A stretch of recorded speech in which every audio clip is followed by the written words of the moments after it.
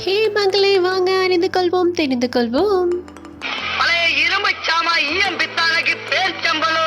இந்த குளிர்காலத்துல கண்டிப்பா நம்ம இந்த டேட்ஸ் எடுத்துக்கணும். எதனால அப்படி சொல்றோம் அப்படின்னா, குளிர்காலத்துல அதிகமா சளி பிடிக்கும் இல்லைங்களா? அந்த ஜலதோஷத்தையே எதிர்த்து போராடுற சிறந்த வழி ஒண்ணு அப்படின்னா இந்த பேரிச்சம்பழம் தாங்க.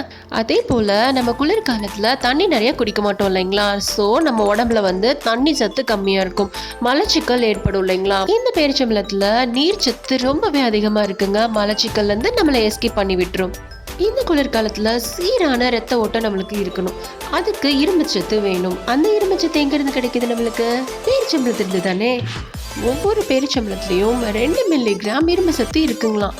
அதுவும் தேன்ல ஊற வச்சு பேரிச்சம்பழம் சாப்பிட்டீங்க அப்படின்னா நம்ம டெய்லியும் ஃபேஸ் பண்ணக்கூடிய பிரச்சனை என்ன?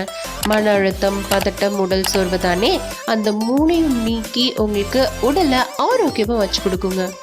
இது மட்டும் இல்லாம ஞாபக மருதி, ரத்த அழுத்தம், நரம்பியல் பிரச்சனை, சரும பிரச்சனை, அது எல்லாத்துலேருந்து ஒரே சொல்யூஷன் நம்ம டேட்ஸ் கிட்ட இருந்து கிடைக்குது. சீடோட இருக்கிற பேரிச்சம்பழம் சாப்பிட்றதாங்க ரொம்ப நல்லது.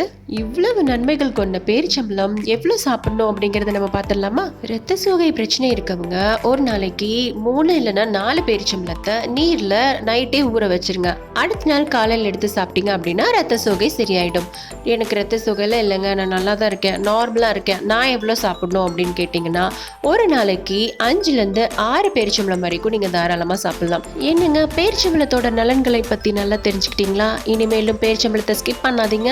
இப்போ உள்ள மக்களுக்கு பேரிச்சம்பழத்தோட அவேர்னஸ் நிறைய இருக்காது. அதுவும் இந்த குளிர்காலத்துல இவ்வளோ சாப்பிடணும் அப்படிங்கிறது தெரியாது இல்லைங்களா? அதனாலதான் உங்களுக்கு இந்த வீடியோ நான் ஷேர் பண்ணியிருக்கேன். உங்க ஃப்ரெண்ட்ஸ் அண்ட் ஃபேமிலிக்கும் நீங்க இதை ஷேர் பண்ணுங்க. அண்ட் ஒன் மோர் திங், நம்ம பேரிச்சம்பழம் சாப்பிடும்போது பல்லு கூசுது அப்படின்னு சொல்லி நிறைய பேர் சொல்லி கேள்விப்பட்டிருக்கேன். அந்த மாதிரி இருக்கவங்க தேன்ல ஊற வச்சு சாப்பிடுங்க. இல்லைன்னா நீங்க ஜூஸ் ஏதாவது ஒன்று போடுறீங்க அப்படின்னா சுகருக்கு பதிலாக டேட்ஸ் அடிச்சு சாப்பிடுங்க. அந்த காலத்துல இருக்கவங்களுக்கெல்லாம் தாங்க நல்லா டேட்ஸோட அருமை தெரிஞ்சிருக்கு பாருங்களேன். அதனாலதான் இந்த மாதிரி காமெடி சீன்ஸ் எல்லாம் வந்திருக்கு. நாங்க போனதுக்கு அப்புறம் இவங்க கிட்ட போட்டு பேரிச்சம்பழம் வாங்கிட்டீங்க. போடா.